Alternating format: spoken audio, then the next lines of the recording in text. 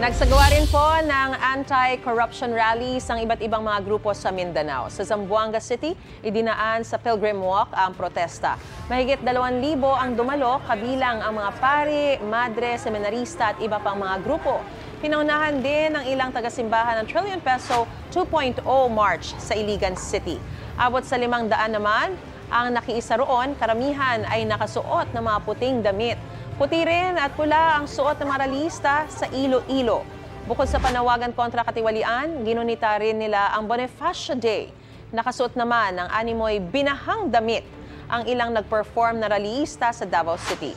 Sumisimbolo raw ito sa mga biktima ng mga kalamidad dahil sa mga kinurakot na pondo sa flood control projects. Kabilang din sa mga nakilos protesta kahapon ang mga taga General Santos City at mga taga Cagayan de Oro City.